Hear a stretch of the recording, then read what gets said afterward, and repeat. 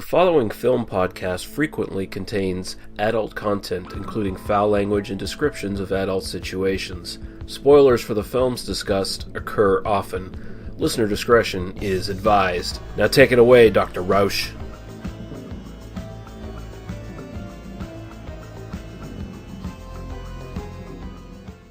They must be destroyed on sight.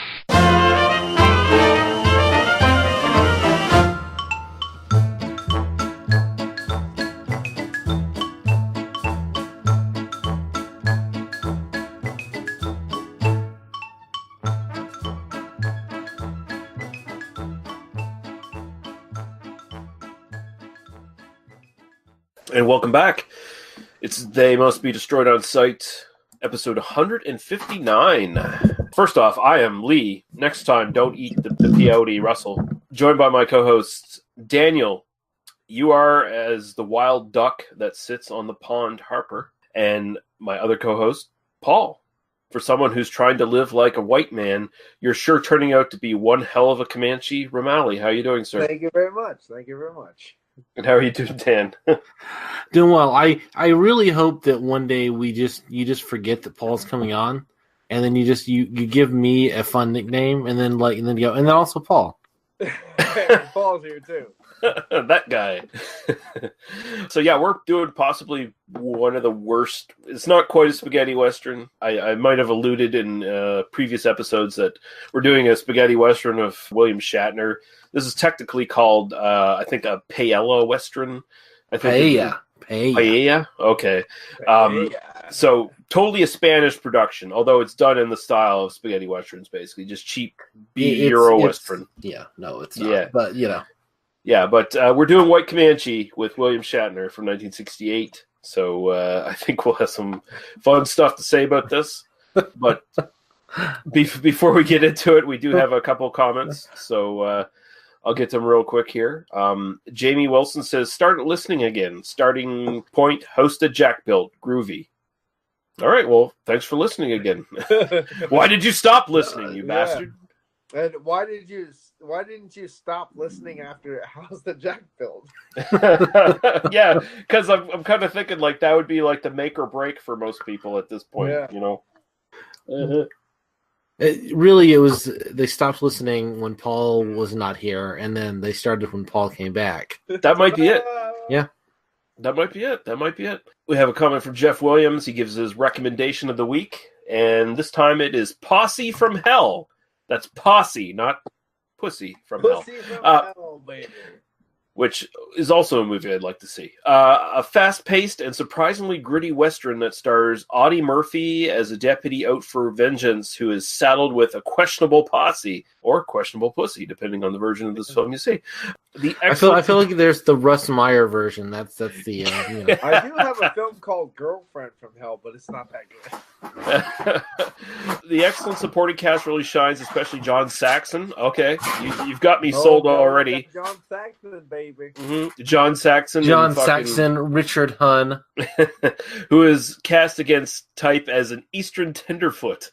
He says gang rape, back shooting, vigilantism, and ambushes all occur, but the scene where Murphy oils up Saxon's ass is worth the price of admission alone. Okay. Yeah, this is just all coming to prolapse, baby, and I'm baby. It kind of feels like we have another addition to our Western list. Yeah, we can just keep adding movies to this list. We're already going to add a movie to it because Paul made a suggestion that we should have The Fighting Fists of Shanghai Joe, which marries Kung Fu with spaghetti Western, and we're going to be doing that next week, actually. So I think we now have a new spin-off podcast. They Must Be Destroyed on Sight, Pardoner. And definitely with the Pardner. And, we're just going to now just be doing bad Westerns for the rest of the time. Also, Jeff Williams goes on to say about the movie we're doing tonight, Shat is also utterly believable as Native American a bit on another planet in Star Trek, the original series. But this time he doesn't actually have sex with any green girls. Just a very believable tranny. Okay. Well, we'll get into that, apparently. Cameron Sullivan chimes in and says, this is one of the best Westerns of all time, whether as camp or as straight-faced. It's just so damn entertaining. And I also want to mention that I listened to the first episode of Cameron Sullivan's podcast that he just started called Wacky Talkies, and I enjoyed it. It's just him and a bunch of his friends. Cameron Sullivan is in the movie business, and I think some of his friends are as well, and they just had fun shit-talking movies. So, Awesome. it was just a very casual, sort of open discussion of whatever the fuck they wanted to talk about, and I was entertained for the hour or so that they did it. So there you go. I'll link it in the podcast notes if you're interested in seeing it. If you need yet another movie podcast to waste your time with, it's a good waste. What are there?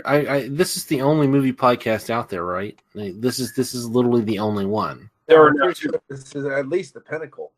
There are now two. There's our podcast and there's Cameron Sullivan's podcast. There's ours. That's three. Oh, that's and right. then slightly beneath us is the projection booth. Oh. Well, no, they're way below us at this point. Like that might what a fucking hack. Like, but then Cameron Sullivan, like with one episode, is just like one step below that. It's kind of where I'm at. I'd put him above the projection booth, honestly. Just because he's more listening. I mean, I'm just thinking in terms of like audience base. Like I'm kind of thinking. Oh, yeah. The projectile booth. Projectile vomit booth. Yeah. I mean, not in terms of quality, because in terms of quality, we're at the bottom. Even if we were the only movie podcast out there, which we were up until like 3 weeks ago, we'd still be at the bottom. So. We've got a bunch of contenders now, like new players on the board. Yeah. We have to actually step our game up now, guys, if we want to get those Patreon dollars. Yeah. And if we want to keep our Blue Chew sponsorship, we need to really step our game up. I mean, that's. Did you set up your Patreon yet, Lee? No. There's never going to be a Patreon for this podcast. Like, who the fuck would pay money for this shit? How about we only pay our own dollars to it? Yeah, that's the thing. It would be us paying into the Patreon. Yeah. It'd be like, so like effectively you guys would be losing money that I've never paid you in the first place. Exactly. That's the pyramid scheme rising right now. Yeah, the worst pyramid scheme ever. Really. Entrepreneur Power Hour. the real winner in this regard, Patreon itself, for taking those 30 cents on the dollar. Yeah, pretty much. Mm-hmm. Yeah. Thank you guys for the comments. Always appreciated. If you want to comment and have your comments written on this podcast, go to our Facebook group. They Must Be Destroyed on Sight on Facebook. Join up. It's not a super active community or anything like that. It's not like a lot of podcast groups on Facebook where there's like 800 people and they're all talking about bullshit and you can't keep track of it. Here you can actually keep track of the conversations because there's like 3. So, so there you go. -3. Yeah. I think this is the one time that anyone's ever like advertised, come and join our Facebook group. Hardly anyone talks. It's great. I want to be honest. If you want an active conversation with like intelligent, engaging speakers who have really insightful opinions about things, this isn't the place to go. This is a handful of people whose comments get read on the show. So hey, whatever. And if you want to be read on this show, that's the way to do it. Add us and gift the shit out of us for no reason. Yeah, and I mean, count your blessings. I didn't have any YouTube comments this time. I always look forward to the YouTube comments. Well, I'm definitely looking forward to Posse from Hell. Posse from Hell, yeah. I think we're going to add that to the list. So thank you, Jeff Williams. From Hell. Pocket Pussy from Hell.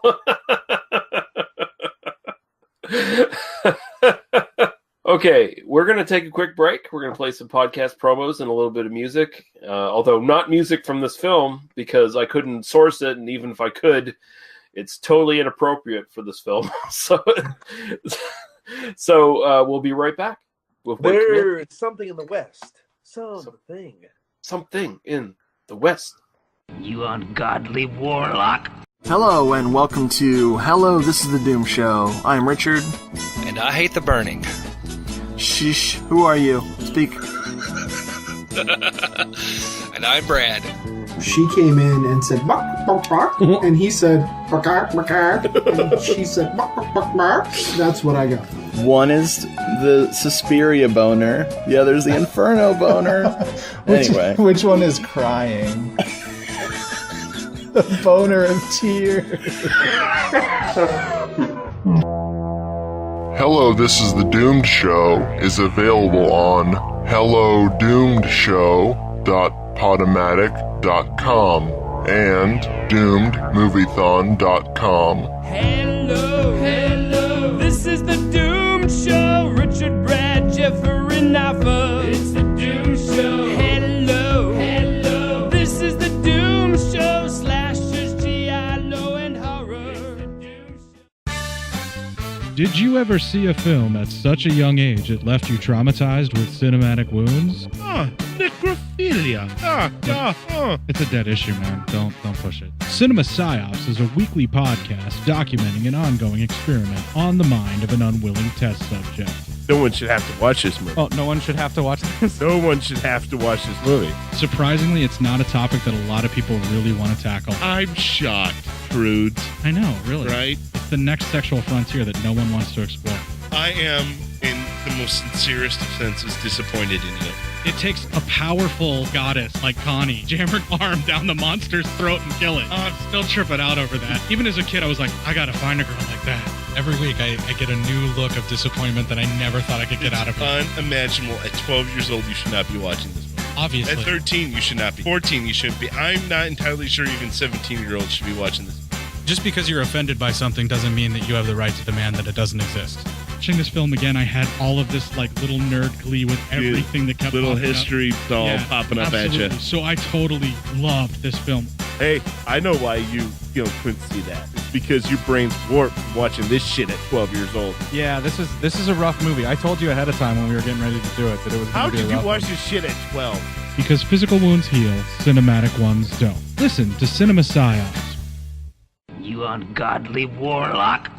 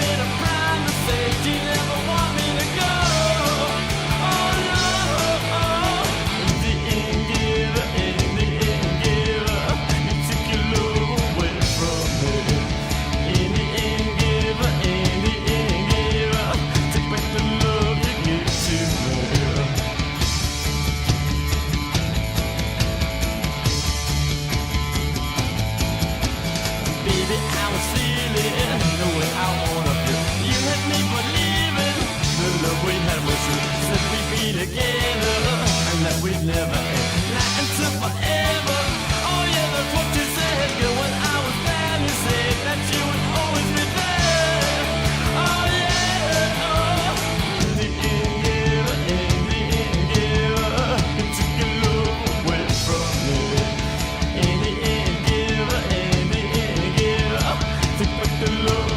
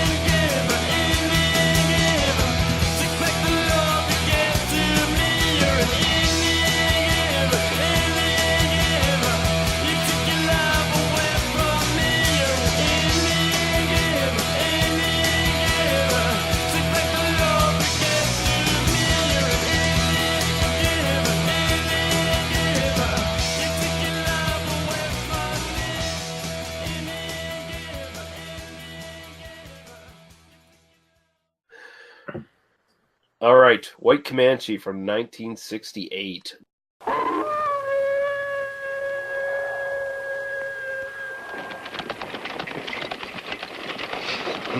Smells good. Next time, don't eat the peyote.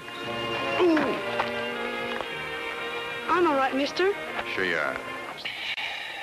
You come as near dying as me. You drink the place dry. You got a job? Folks go to church on Sunday? It's my job to keep it that way. What do you mean you don't know? Oh, General. Care to sit in? What's your name? Moon.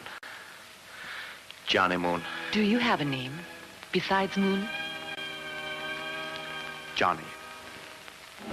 Johnny, look out! Sure. Decide to come in and do a little relaxing? Get back!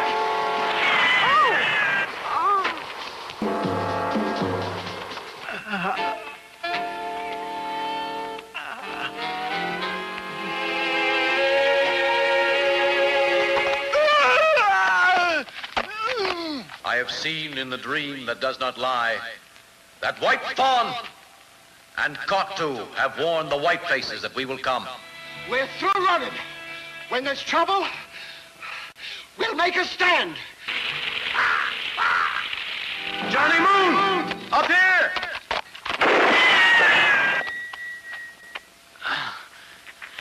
Johnny.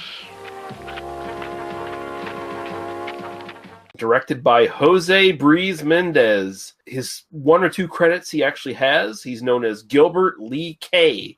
That's his Americanized name for American markets. Written by Robert I. Holt, Frank Gruber, Jose Breeze Mendez, and Manuel Gomez Riviera. Hans Gruber? Hans Gruber. People have such notice that they don't even have Wikipedia pages. Yeah, no, like the director literally did 3 movies. One before this was like an action movie, and then he did the spaghetti western, or the quote-unquote spaghetti western, and then he did a movie in 2009. Like there was like a 30-40 year gap before he did another movie. I don't know. Like if I was a new upcoming film director, like a small film director, whatever, I'm like, I had Christopher Lee and Peter Cushing in my first film. I don't give a fuck if it was good or bad. Like, no, I fucking had Peter Cushing. He didn't. That's the thing. He didn't have any of that. Like this isn't like an Italian director where if you look at almost every Italian director's credits, they have like at least 10 or 12. And then usually upwards of 60 or more. This is just like this guy did 3 films. He showed up, he had William Shatner, and he fucked off. Yeah, it almost feels like people kind of saw this movie and it's like, we're not giving him another project. If you watch the film, though, I'm not trying to get too far in the film, but if you watch the film, if you would have put Franco Nero or it would have been a longer film career for him. Yeah, I don't know. Instead of William Shatner being in the fucking role. I don't think any good actor was going to make this film better, honestly. Really? Okay. Because let's get into the cast here. Okay. We got William Shatner as Johnny Moon / Nota. We have Joseph Cotton. That's right. Let's. That's Citizen Kane's Joseph Cotton. That's the third man's Joseph Cotton in this film. Who, once he shows up, the movie immediately improves by like 500% and reaches vaguely watchable status. That's right. We have Rosanna Yanni as Kelly, Perla Cristel as White Fawn, Mariano Vidal Molina as General Garcia, Louis Pendreas as Jid Grimes, Barta Berry as Mayor Bolker, Vincente Roca as Ellis, Luis Riviera as Cato, and Victor Israel as Carter. Yeah, and they're actually, the interesting thing about this that I picked up looking at the cast list is like a lot of these people appeared in a lot of really good Spanish horror movies. Like a lot of these people are in Paul Naschy horror films. And here they're just like, why are you even in this movie? Because you needed a paycheck, I guess. Because, yeah.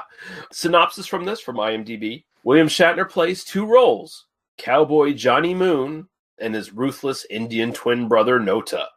Nota likes peyote and gets the crazy idea that he's the Comanche Messiah, sent to lead the Comanche nation against the white man, but more specifically, the dusty desert town of Rio Hondo. Moon, estranged from his brother, decides to stop Nota either by words or by bullets. And this is from jimthemoviefreak@gmail.com. He leaves out the fact that it also has like a Yojimbo plot in the middle of there, where you got like two rival gangs in the town, but it's like the movie kind of forgets about it too, so it's like, who cares? Well, and that description makes the movie sound like almost decent. At that one spot. Yeah, that description does play up the movie quite a bit. It really does. But first off, Paul, I'll go to you. What's your sort of general thoughts on this? I actually really like the film. Well, I hate to be a downer, but I actually really like the film. I actually thought it was really that's well not a done. downer. I'm glad you have thoughts. Yeah, and I don't usually, but like today, because I'm not as drunk as I usually am, I have a thought. I like the film. I really like certain actors in the film more so than the film itself. I feel the sheriff is really well done in the film. He really carries the film on his back for a lot of it. I actually like William Shatner when he plays the good son, I guess you'll call it. The good son. The Macaulay Culkin version as opposed to the... I'll call it 5 right there, because I'm sure there's some back looking at some point in time. Yeah. A little Brokeback Mountain vibe. But right now, I think he plays it very straight, and I like that. I think he really does a good job. Now, the funny thing is, it's not believable, but I think he tried it. Like when he does play the good son, he does do a good job. He plays it very straight, but he looks dirtier and a little bit more believable as the good son. I don't know what the fuck happens when he plays the bad son, because like they clean all the must and dirt off of him and then shine the whitest lights on him, and he acts like a complete fucking tool bag, and it's laughable and like cringeworthy, and it's disgusting, and I hate it. Believe me, I hate it. But for some reason, the nice thing is though, you only see him at the end, like right at the beginning and at the end of the film. So at the beginning of the film, like a quarter into the beginning and a quarter into like the middle, you don't think about that garbage, and you really like get into the film. You actually get into the war between the general and the Grimes, and it's nice, and I really do like the and you knew it was coming too. The play between, oh, that was the guy who raped me. No, it's not. That's the good guy. The play between the barmaid, the whore, whatever you want to call it, and the townsfolk and the sheriff. It's actually interesting. She could tell by the color of his eyes that he's not the rapist. Yes, because he had blue eyes, and then the rapist had. Yeah. That's how you know you love your rapist, when you look in his eyes. That's usually when I rape bitches, their fucking faces in the dirt, so I don't know what she's talking about, But whatever. I'm just saying. Anyway, I actually like the film. I actually think it's a pretty overall. I'm not a big Western fan, thankfully because of you guys. I've actually had my slew of Westerns down the pipe now. Overall, as a very watchable Western, I actually think it works pretty goddamn well. I will say, William Shatner's bad side is really bad. Like, I can't watch that shit without going, Jesus Christ, just look away.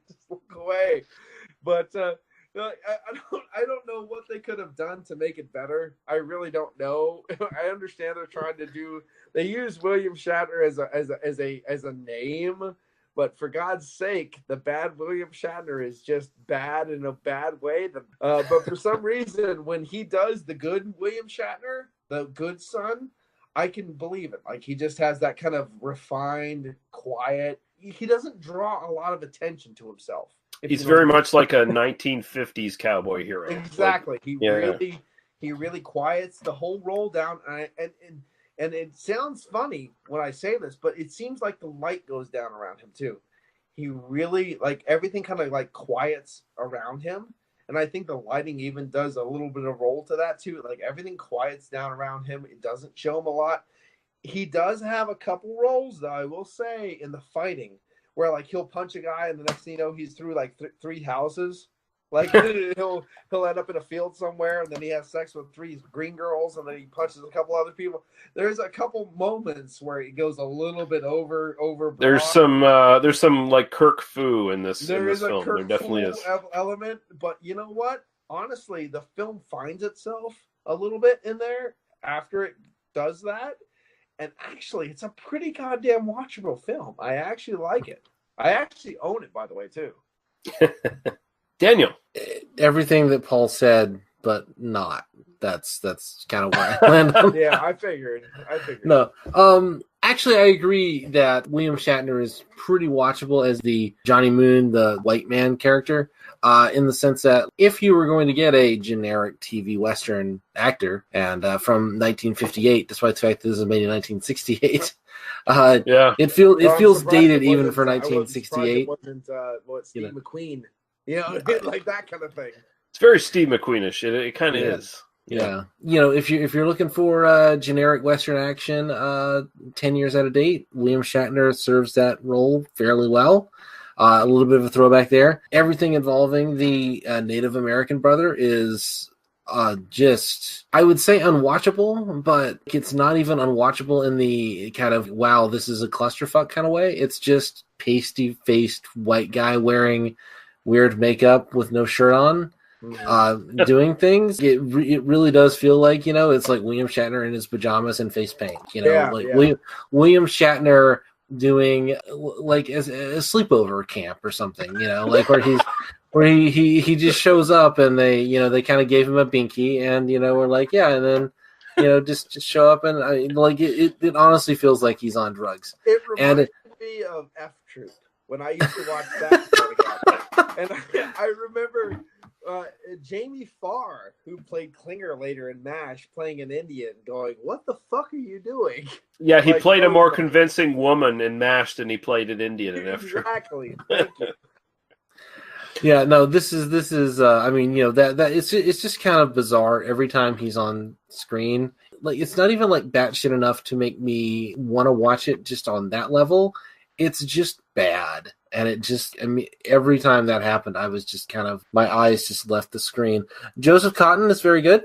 I would really like to see a film with that character. Everything that I said about William Shatner in The Intruder as this really interesting sort of actor, this kind of ex-Broadway guy doing some like really interesting performance, none of that is here. He is in full-on ham mode. He is in full-on, I'm taking a break from Star Trek. Yeah, this is every bad stereotype of a Shatner performance is right here. If this was made today, it would be Nicolas Cage. Nicolas Cage would be. The thing is, I didn't get the full Shatner. I didn't get like where he stopped between words and said other things and ninja kicked people when he was doing the good guy. I didn't see that, but when he was doing the bad guy, I saw all of it. There's less of it when he's being the kind of the Western guy. But that's because he's underplaying it. I mean, he really is just doing the. I actually dug the good guy. I really hated the bad guy. Like, I was like, oh my god! Like, could you just put bronzer on or something? I don't give a fuck. Yeah, because I was expecting this. I was expecting this to be like really terribly racist in the sense that, wow, this is ridiculously bad and racist, where I would like get really upset at the film, and it is that, but it's also so relentlessly unwatchable that I just felt bad for the film. It's like not even the level of racism it took to do this. It didn't even rise to the baseline level of racism you see in other spaghetti westerns made in the period. Yeah, I didn't get a lot of racism out of it because he didn't really do any racistly like weird things. He just was William Shatner doing a very loud William Shatner. It was kind of like William Shatner plays Superman by putting glasses on. I'm Clark Kent now, and now I'm Superman. Now I'm Clark Kent. There's literally no distinction between the two personas that he plays in this film. At the end, when they do it by horse and by hand, like the whole that dual thing they have, literally, I don't know which one's which. They still put the random fucking headband on and they do their thing, and the one has a crazier belt buckle than the other. The only difference is that when you get to the the white Comanche version of Shatner, that's where the pauses come out, because he's doing the horribly stereotyped "How white man" talk, where where he's got to like talk about everybody in the third person, and we go to smoke peace pipe now, white man, and shit like that. Although the cowboy Shatner does that whenever he talks to like the Comanche tribe that's like, sheltering the Comanche version of Shatner. Well, and it's just like I understand there is a language barrier between like people, and I get that and stuff. But I like the fact that only happens during then, but at the same time, the Comanche themselves are going, fuck this guy. Like at the same, like some of them are going, fuck this guy. Why are we gonna follow them? But like was it White Dawn or whatever? Like still, or White Fawn or whatever. White Fawn. Still wants to follow them and ends up killing that other guy. And it's like, what the fuck? Can't you realize you're an idiot?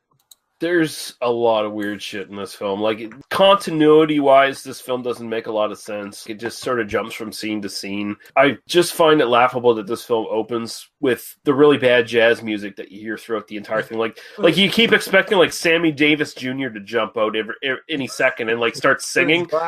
Like, yeah, like, it's that kind of thing. Shatner escapes an attempted lynching by doing a jump that he could not possibly do without breaking his legs. Okay, like if you want to go further than that, Fighting Fist of Shanghai Joe next week, guys. Let's do this. Oh, there's some unbelievable shit in that film too. Yeah, but then you get into the Spanish Indians, and just Comanche Shat, who has whiter skin than his cowboy counterpart, and he's got the brown blonde hair. I mean, there's almost a version of this that I could see is sort of a knowing like nod to that. Oh yeah, where they play up the idea that he's doing like Paul Newman and Ombre, but doing it, doing the parody version. Mm-hmm. Like I can almost see that as like an angle on this. And yet, but even like through that lens, I can't see this being at all like if they just sort of treated him as someone who is obviously being completely ridiculous and trying to adopt this mode. Do you actually think, Daniel? Do you think like William Shatner walked away from this and went, nailed it? I think he did. I think he did. Yeah. Here's the thing. Here's the thing, guys. Once he did this film, he pitched to NBC to buy the rights to it to fucking. He thought he was really good in this. He really did. He thought that this is Shatner, Star Trek Shatner, who's in full ego mode, who thinks he's the fucking cock of the walk, and he thought this was great. He thought this was great. Like he legit. Yeah. This was before he realized I'm kind of shit, and I need to start playing that up. Right. Like this is not later career Shatner who realizes how fucking silly he is. I mean, this feels like the kind of performance that would come out of like the Coke years, but this is not. There's no cocaine involved in the making of this. Yeah, no, it's not cocaine. It's the different shades of his hairpiece this time around. Like it's like what level of hairpiece is he wearing in this film? But that's the thing that probably bothers me the most about this film, that they didn't try to differentiate between the two at all. Yeah. But I mean that's like the central gimmick of it, isn't it? Because it's always like the stalwart cowboy version of Shatner's being mistaken as the Comanche killer, at the same time, I do understand that too. Like I get it. Like that's the thing is that's why I actually like this film. I actually do. I don't hate this film. Like some people might dislike, like literally hate this film. Mm-hmm. I understand the film and I get it, and there are points that I do like about this film. There are points that I do hate about this film. Yeah, I don't hate it either, honestly. I think it's deliciously stupid. It's deliciously stupid. I get that's a good term. But the thing is, there are a lot of characters in this film that I do like. I mean, I do like the general. I do like Grimes. I do like the sheriff is fucking fantastic. I think the sheriff literally pulls me through most of this film. That's what Joseph Cotton does. It's like Joseph Cotton's like, Joseph Cotton is fucking fantastic. I don't care about these other motherfuckers. I'm actually going to earn my money. Like, I'm going to actually act in this thing. Yeah, and like Joseph, like take out Shatner.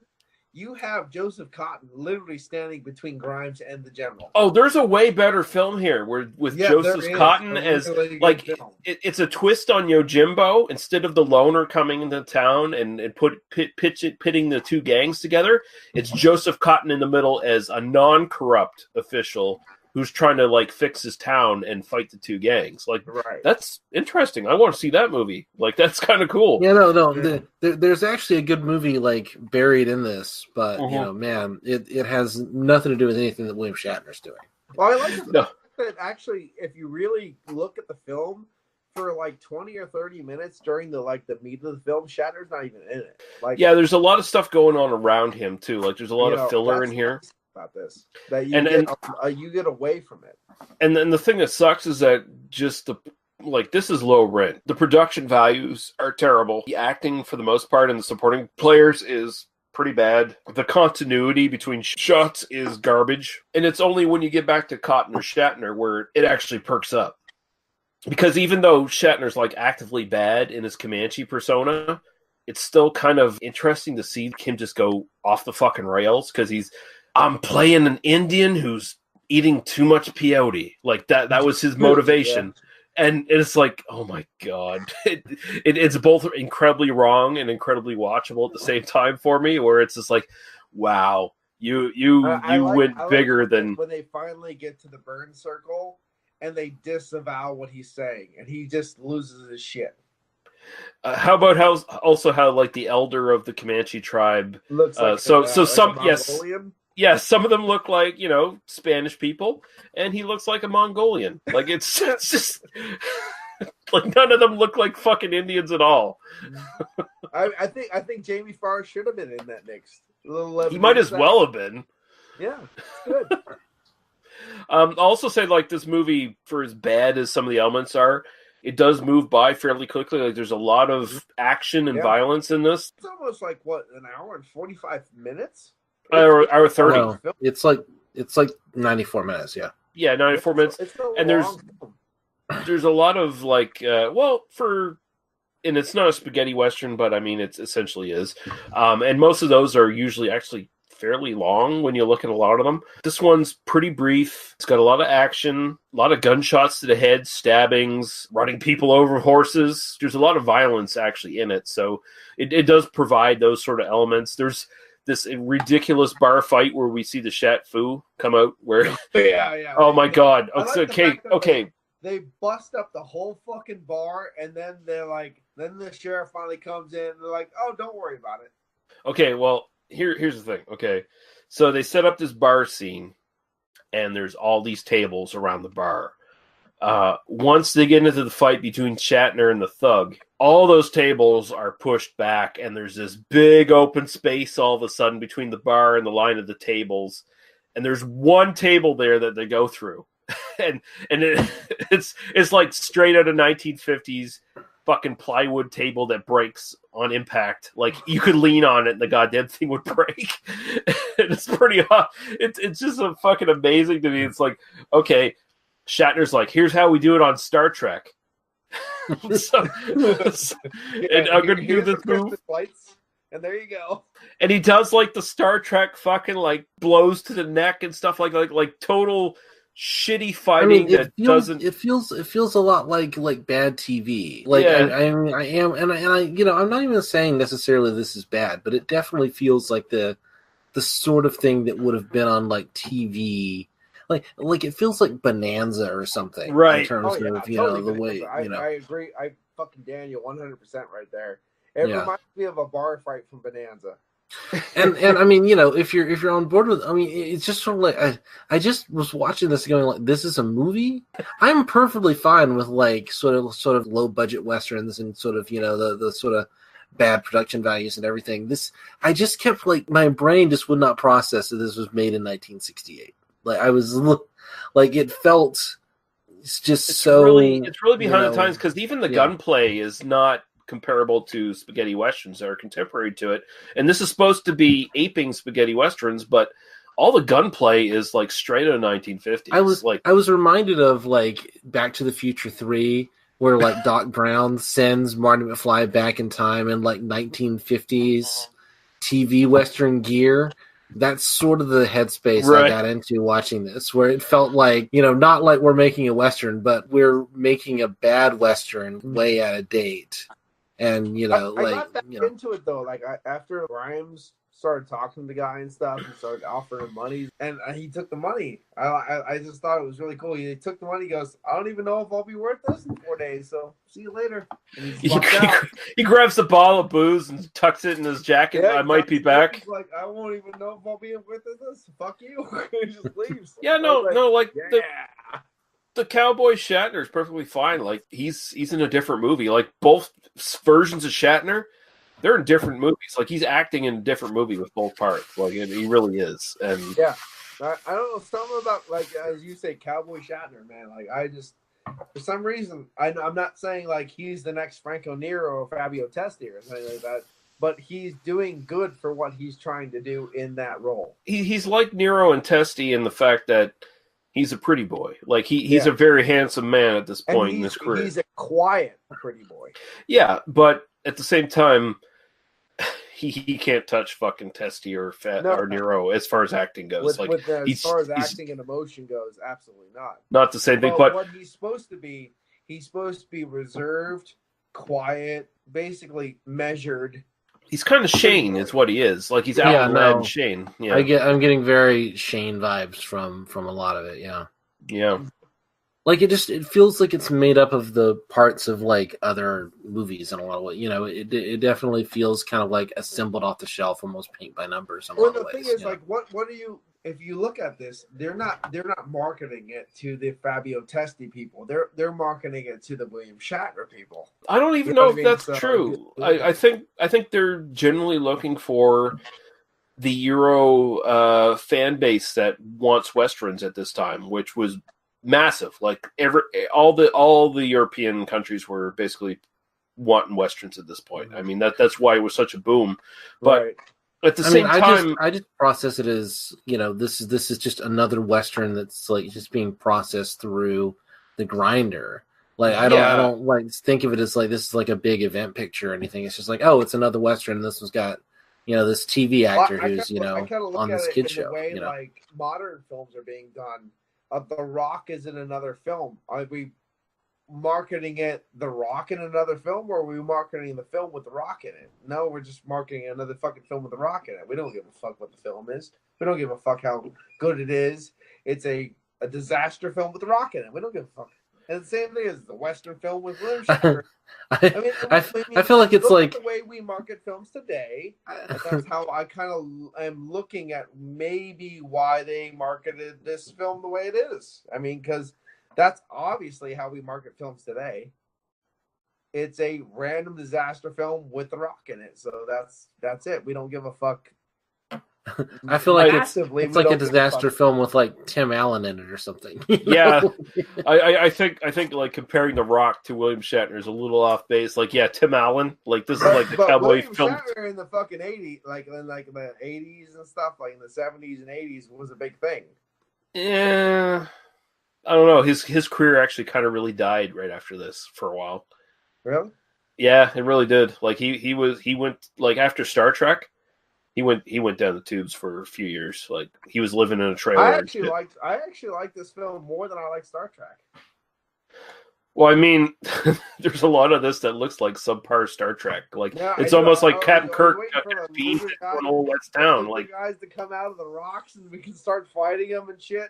It's not too different from that episode to start. Like there's the episode of Star Trek that's obviously the comparison here, where the Native Americans on an alien planet kind of thing. But there's also the Star Trek episode where they get put in this like alien game where all of a sudden it's like the OK Corral or whatever. Mm-hmm. Feels like that. I was thinking about it. Kind of feel. I just like to think, and I know that I'm mixing my Star Trek series here, but I like to think of this as basically just a holodeck episode of Star Trek. Yeah, it kind of is, isn't it? Yeah. It's like, Kirk just decides to go on and do the dual role for it's just him like goofing off on a weekend and being like, the computer clones him or something. Like that's the whole him being a detective kind of finding a series that went on for 10 years. He's just goofing off. Yeah.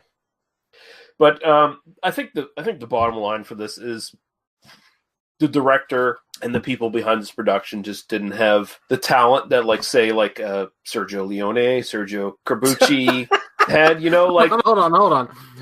You mean the director of this did not have the talent of one of the greatest directors of all time? No, here's the thing. This is very comparable to a shit ton of European westerns made at this time that were just bad. Yeah, at least it had a Morricone soundtrack. This didn't have This didn't have that either. This had this weird jazz soundtrack. Again, like I said, I expected Sammy Davis Jr. to jump on screen and start singing and doing a little dance, that would have definitely improved the film, and it would also have lent credence to my holodeck theory. Yeah. Mr. Bojangles. I mean, this is the kind of thing that Blazing Saddles was made to satire ultimately. Yeah. Maybe this was just a satire. I don't know. Because I'm happy you liked it, Paul. I mean, I have no issues with the fact that you like this. I'm not arguing with you. I'm just describing the film objectively. It's shit, but I like it. Yeah, no, I will say that I did not hate this film. I got enjoyment out of it. I liked Shatner's bizarre fucking performances in this. But I don't need to watch it again. No, that's the same thing. I don't need to ever watch this again. It's like a one and done thing. And I'm like, okay, Shatner did something there that's interesting. It's funny. I never need to see this film again. I will say the lead actress in this, Rosanna Yanni, really reminds me of one of my favorite porn stars, which is not something I should usually take from a performance from an actress, but she's just but she's so bland and bad. I'm just like, you look a lot like Faye Reagan, and I'll leave it at that. Yeah. Overall, I would give the film a 7 out of 10 overall. Overall films, I give it a 7 out of 10 because I actually enjoyed it. Shatner's performance, though, is a 50 out of 10 and a 50 out. You pinnacle and then you fucking dive. I don't know how to describe Shatner's performance. I love it to a point and then it dies to a point. And something about the main actress, she just reminds me of a very passable tranny for some reason. Not saying I wouldn't fuck her. I'm just saying. Well, I mean, a dick or not. I'm just saying. I mean, she's visibly she's got at least 20 pounds on Shatner, and 3 inches. That guy. She's definitely she looks tougher than Shatner. Oh, I will say that. I would take the Fawn and her as a nice 3-way for sure. Mm-hmm. I'd throw Shatner in there just to see what hole I could fill. Fuck it. I'd suck his dick. Okay, William Shatner, if you're listening, Paul's here. If you're you're 80, you're 80 now. Yeah. If you're that desperate for some middle hit from Pennsylvania to suck your dick, I guess. Hey, at least I'm offering. Mm-hmm. But any more thoughts on this, guys? Or I got nothing. Not surprised I went this long, honestly. Yeah. Daniel, go to bed. Yeah. DVD info. There's a Warner Brothers Archive Collection DVD from 2015, and then there's countless multi-pack. Multi-pack things. It's went out of copyright. Mine comes on Western Vigilantes by Image Collections, I think they're called. Uh-huh. Yeah, that's the pack is Western Vigilante. Right on. This one is on Amazon Prime, and it is on YouTube. The YouTube version, as well. Yeah. The YouTube version looks way better than the Amazon Prime version. Wow. So whatever the print they Western got Digital for Amazon Prime. version comes with 6 other DVDs. Right on. Yeah, so definitely if you want to actually own this, 6 other DVDs. And honestly, you don't need to see this film in great shape. Like it's. But it comes, and also the Western Vigilantes also comes with 4 Horses of the Apocalypse, and so you get quality with this DVD collection as well. I mean, honestly, this film isn't shot that well where a fucking like pristine version of this necessarily looks all that much better. Like it kind of looks like buy shit. The box or don't even worry about it. Yeah, this film was listed among the 100 most enjoyably bad movies ever made in the Golden Raspberry Award.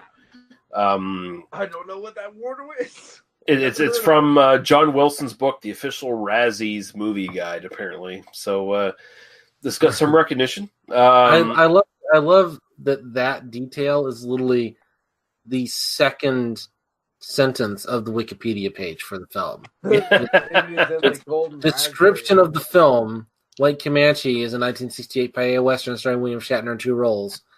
New paragraph. It was listed in this most enjoyably bad movies ever made. That really says a lot, dude. Like, I think that was the first thing you should have said at the beginning of this podcast. Yeah, it really does set you up. Yeah, it does. It sets the mood. I do want to go check out that list now and see how many of those we've already done on this podcast, and how many of them are like significantly better than White Comanche. Because I had I was very nearly falling asleep watching this. This was not. I managed to stay awake. Surprised. Like I'm kind of tempted to like revisit it just to see if maybe I was just in a bad headspace when I put it on, but. I had a really hard time, like not just dude, dude. If you're tired at all, you'll fall asleep to this without a doubt. But I had like 17 cups of coffee, so I stayed awake. Oh, well, that explains some things. Yeah. Normally, hairy-chested William Shatner was forced to subject himself to a complete body waxing. Wait, did they wax his pubes as well? Before appearing buffed and shirtless before the camera. I can kind of imagine William Shatner going, "You've got to wax my crotch as well." Like, no. Did they put the widest lights on then they could find too to make him like glow neon white? I like to think that he did have them wax his crotch, and then he put a hairpiece on to little velvet merkin. I have a spare hairpiece in my trailer. Do you think it was like do you think it was like a green hairpiece just to be like a little bit Star Trek, or was it? No, I think he's like he's got 2 hairpieces. One he calls William, and the other he calls Billy. Like that's there you go. That's it. Yeah. Careful with Billy. He's just got cleaned. Also, as a hairy man, myself, I will say that the pasty white skin of the Native American painted William Shatner does remind me of those few times when I did like shave my chest and back. It was like I totally get that. Yeah, you have to put the snow blindness goggles on so you can see yourself. Yeah. Yeah, because it's so white. Shatner is super white. Like, there's no pretense here that he's any sort of Indian. It's like he's super white. You would think like shaved wax Shatner would have like tanned or something, or bronzed or something. To I don't think that they didn't have spray tan necessarily, but I mean. They were actively painting people for westerns. They were in the fucking desert. You think you could have got a tan? When the quote unquote whiter version of Shatner in this film has more of a tan, or at least he's got the grime on. The patina of dirt. And again, like it feels like like it's so overt that it feels like it's almost a deliberate choice to make him like super white. But that's not where their headspace is. No, they weren't even thinking about it. It was just so weird. So Daniel, tell people where they can find you on the interwebs. You can find me on Twitter. I'm at Daniel E. Harper. I do have a podcast where I talk about terrible, terrible people on the internet who like to try to genocide other people. Called I Don't Speak German. Find that at IDon'tSpeakGerman.Libsyn.com and other things that I do. Everything's at my Twitter at Daniel E. Harper. Paul, where are you? I'm over here. Paul, tell people about YouTube.com, or you can check me out on I love that Paul just walked away. He's just talking. I'm still here. People can't see this, but Paul basically just stood up and walked away, and now he's he's like indifferently like pointing his face vaguely towards the microphone. Like that's. I'm just I'm taking a piss in my sink. Is that okay? Yeah. It's perfectly fine, but tell people about your podcast. Yeah, Paul is putting all the energy into this podcast that William Shatner put into making this movie. There you go. Exactly. We go to the YouTube.com. We have PA Brew News. There we can meet me for brew reviews. We have the Painting with PA Brew News and also the Maniacs Meet podcast. You can check me out on Instagram and Twitter at PA Brew News or Oil Paintings by P. Romali, where we definitely talk about people who are good for the society that talk about German shit. And there you go. So, and the antithesis of Daniel. Have fun. All right. And you can find us at tmbdos.podbean.com, where you can find our YouTube, Apple Podcast links, and, of course, our Facebook link. And next week, we're going to be doing, next week or next episode, depending on whatever happens first, we're going to be doing the Fighting Fists of Shanghai Joe. So look forward to that. Some chopped sake in your spaghetti western. Nice little mix of cultures there. I don't know. Would Asian food go well with Italian food? I don't know if they mix. We'll see. Can you put meatballs in your stir fry? I think you could. Yeah. Well, what about like stir fry with your lo mein? Yeah. That works. Yeah. I think you could do that. All right. we're totally just like we lost it. So thank you everyone for listening. Thank you guys for joining me, and we'll be back next time. Goodbye. Bye-bye. Cheers.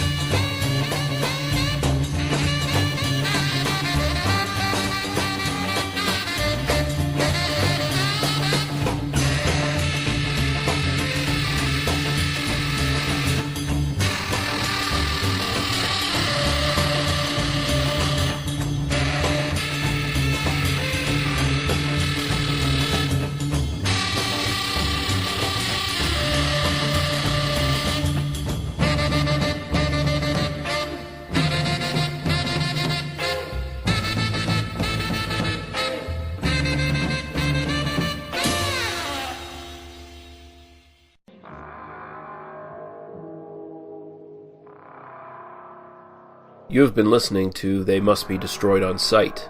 For other episodes, our links to Apple Podcasts, YouTube, and our Facebook group, as well as links to podcasts and websites of similar interest, please visit us at tmbdos.podbean.com. Thank you.